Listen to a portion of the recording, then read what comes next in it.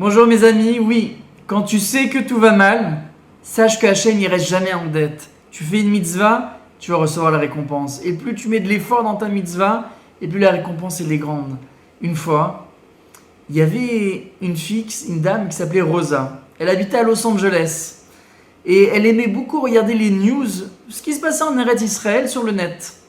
Et voilà, elle regarde, comme ça elle surfe sur internet, sur ce site d'information.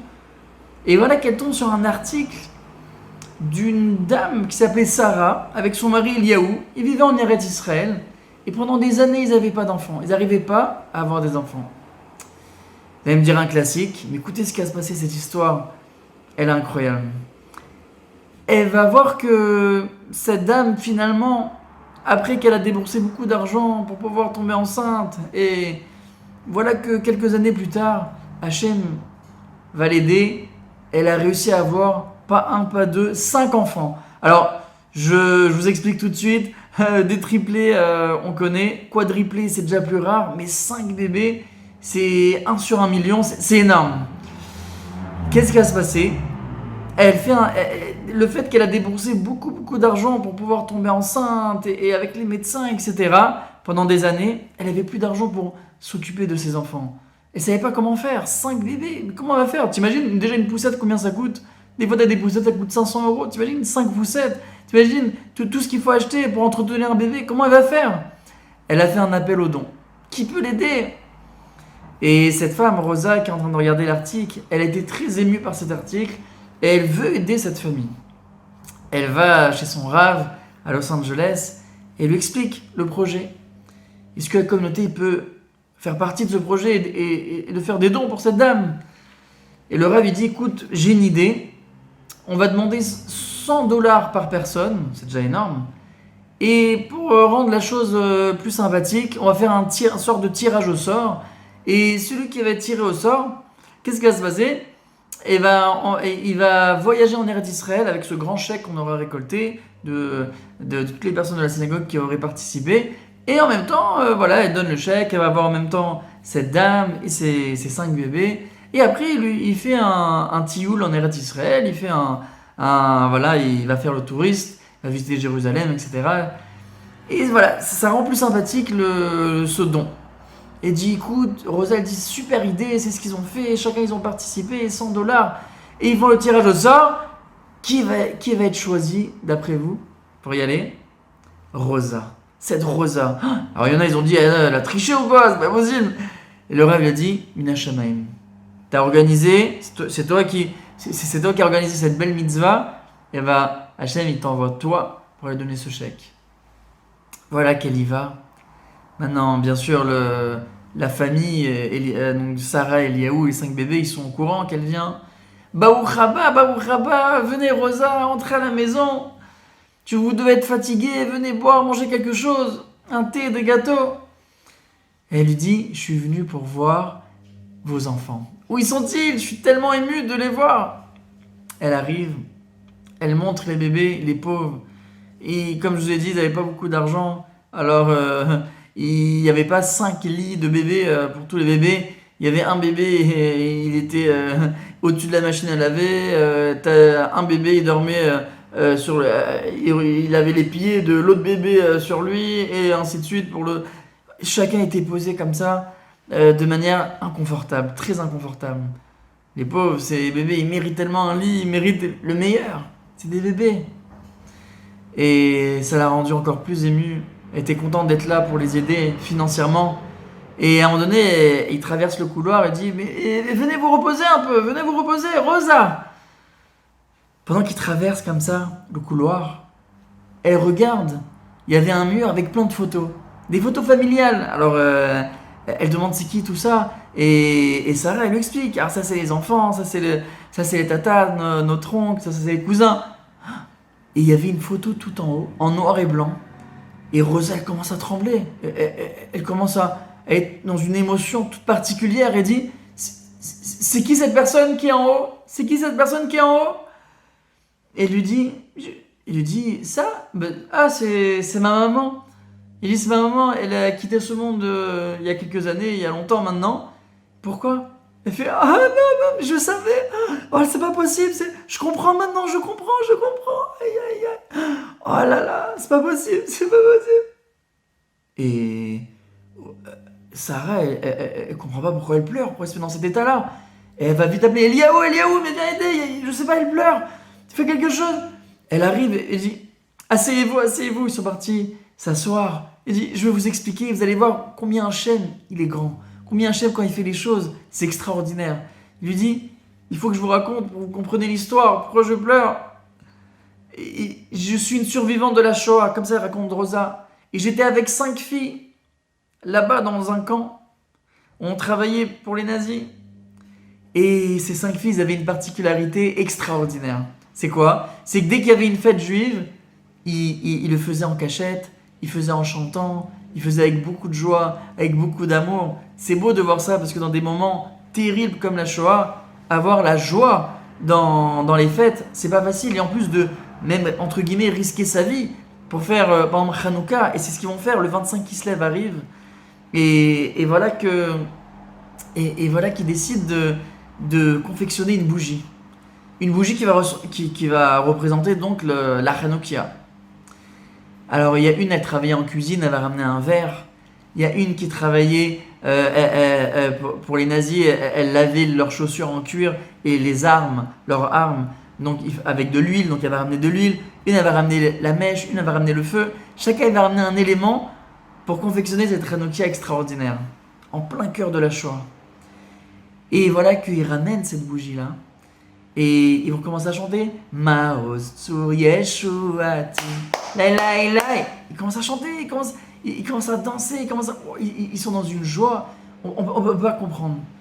Ils sont connectés avec Hachem à ce moment-là. Bien sûr, comment ça se passe? On ne peut pas faire tout et n'importe quoi là-bas dans le camp. Vous savez que si un Allemand il voyait un des Juifs du camp faire une mitzvah, c'est la peine capitale. Ça peut être la mise à mort. C'est très grave, c'est très dangereux. Qu'est-ce qui va se passer? Alors comment ils ont fait? Ils ont une stratégie. Il y a une des 5 filles qui surveillait là-bas. Et si elle voit un officier arriver, vite, elle donne le signal et ils font semblant de dormir. Ils éteignent la bougie, bien sûr. Et là, pendant qu'ils chantaient, c'est exactement ce qui s'est passé. Celle qui montait la garde, elle voit un officier arriver et fait les filles, vite, il faut qu'on aille dormir. On fait semblant de dormir, on éteint la bougie. Et là, ils ont éteint la bougie, ils vont faire dodo. Et là, qu'est-ce qui se passe? L'officier, il arrive. Dès qu'il arrive, qu'est-ce qu'il fait? Il sent la bougie. Et il commence à leur dire aujourd'hui, c'est Hanouka. C'est la fête des Juifs, c'est Hanouka. Qui a allumé une bougie? Maintenant, les filles, ils font semblant de dormir, donc ils répondent pas. Et ils répètent encore plus fort. Qui a allumé ici une bougie? Il voit que personne répond. Qu'est-ce qu'il fait? Il avait une sorte de bâton comme ça. Et il tape très fort là-bas dans le camp. Ça a tellement résonné que Rosa, elle dit ce raisonnement-là encore, je l'entends encore. Je fais des cauchemars avec ça. Tellement ça faisait peur. Qui a allumé ici une bougie? Il commence à crier. Et là, qu'est-ce qui se passe? Il dit, personne ne répond. Demain, vous 5, les 5 filles, vous serez pendues à la première heure. Devant tout le camp, devant tout le monde. On va faire un exemple. Il n'y a pas de mitzvot ici. Une, elle entend ça, elle peut pas accepter une telle sentence. Celle qui a monté la garde, elle dit, c'est moi qui ai allumé, c'est moi. C'est toi qui as allumé. Demain, à la première heure, je te pends. Maintenant, une autre fille, elle dit, non, c'est pas elle, c'est moi qui ai allumé. C'est toi ou c'est elle? C'est qui? C'est toi? Alors demain, c'est toi que je te pendrai. Il y a une autre encore plus grande, elle était un peu plus âgée qu'eux, elle dit, non, mais c'est des jeunes filles, laissez-les. C'est moi qui ai allumé, c'est pas du tout elle. Elle commence à se moquer de lui. Que chacune, elle commence à dire, c'est moi. Elle commence à s'énerver, elle dit, c'est toi, c'est elle. Qu'est-ce que vous faites là? C'est pas un jeu, demain, vous 5, je vous pends. Et il est parti, tout énervé. Maintenant, qui est rentré après? Vous savez, une policière juive. Même elle, les pauvres, ils sont dans leur épreuve. Ils avaient des privilèges, ils mangeaient avec les Allemands, etc. Mais ils surveillaient les Juifs. Et c'était eux-mêmes des Juifs, les pauvres. Et cette personne-là, elle vient les voir et dit, mais je suis votre responsable, j'ai des problèmes. Maintenant, je vais avoir des problèmes à cause de vous. Vous m'avez mis en danger. Je peux être en danger à cause de vous. Qu'est-ce que vous faites? Comment vous avez pu faire ça? Et là, les filles, ils commencent à pleurer. Comme ça, s'en supplie, aidez-nous, défendez-nous, on veut pas. Les pauvres, ces filles, ils savent même pas c'était quoi mourir. On veut pas, on veut vivre. Et elle dit, je peux pas vous aider, mais imaginez-vous. Une des filles, elle commence à dire, elle dit, imaginez-vous on est vos filles.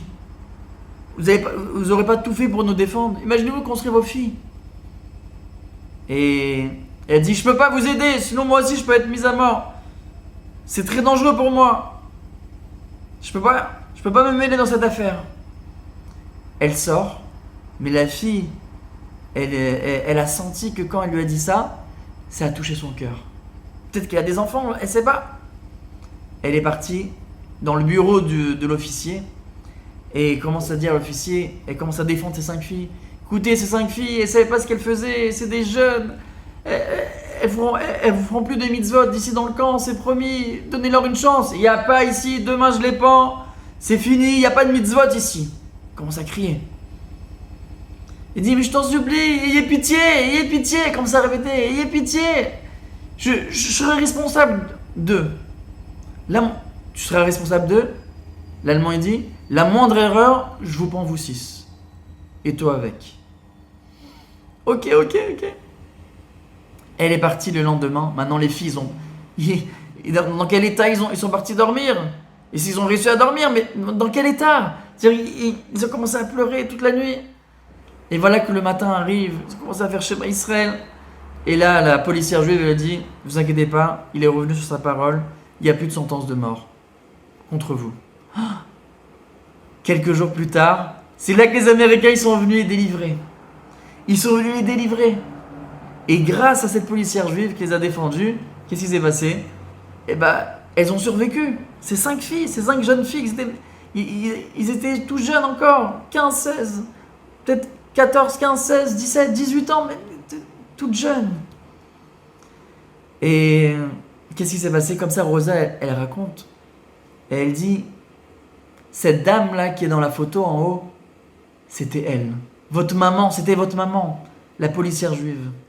C'est elle qui nous a sauvés. Elle dit comme ça dans l'histoire, et je crois que par le mérite qu'elle nous a sauvés, nous, qu'on était 5 filles, tu as le mérite, toi, elle parle comme ça, elle dit, tu as le mérite d'avoir 5 bébés. Tu as eu le mérite d'avoir eu 5 bébés.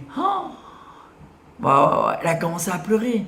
Mais Eliaou, qu'est-ce que je t'ai dit ce matin, Eliaou? Et elle dit, mais qu'est-ce qu'il y a? Pourquoi elle pleure?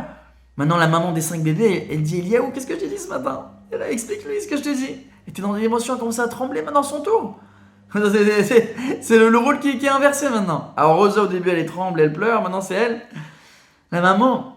Et Eliaou, le papa des 5 bébés, il dit, ma femme ce matin, on était en train de prendre le petit déjeuner, le petit café, et elle m'a dit que sa maman était venue le voir après des années, juste quelques secondes. Qu'est-ce qu'elle lui dit? Elle lui dit 5 contre 5. Elle a compris c'est quoi le rêve. De même que elle, cette policière juive au temps de la Shoah, qu'elle a sauvé ces 5 filles, ces 5 jeunes filles, et grâce à cette mitzvah, plus tard, elle, non seulement elle est tombée enceinte, mais en plus elle a eu 5 bébés. Et qui vient maintenant donner ce chèque, ce don pour aider financièrement cette famille? C'est qui? Rosa, une de ces 5 filles. Wow. C'est énorme. Mes amis, retenez bien ça. Quand tu sais que tout va mal, Hachem ne reste pas en dette. Tu as fait une mitzvah, ça peut te faire bénéficier à toi, à tes enfants et à tes petits-enfants. Comme ces 5 petits bébés. Même eux, ils ont bénéficié de cette mitzvah-là que cette policière juive, elle avait fait. C'est énorme. Et je termine par cette belle phrase. Le Rav Dessler, il dit, quand tu fais du chesed, c'est jamais perdu. C'est quand tu fais du chesed avec ton ami, avec une personne, ce chesed-là qui est chez cette personne-là que tu as fait, c'est juste un prolongement de toi-même. C'est-à-dire que tu te fais du bien à toi-même finalement. Et ça s'appelle de l'amour. C'est exactement ce qui s'est passé. Cette policière juive, qu'elle a aidé ces 5 filles, c'était de l'amour. Et c'était un prolongement de soi. Pourquoi? Parce que plus tard, Rosa, une de ces 5 filles, elle va venir ici pour sauver ces 5 bébés-là financièrement. Alors quand tu sais que tout va mal, sache que Hachem, il reste pas en dette. Ta mitzvah, même si il n'y a pas de petite ou grande mitzvah, ta mitzvah, elle peut avoir une histoire extraordinaire qui se cache derrière. Alors vous savez quoi faire maintenant. Accomplissez des mitzvot et ayez cette histoire en tête. Et à très bientôt pour une nouvelle histoire.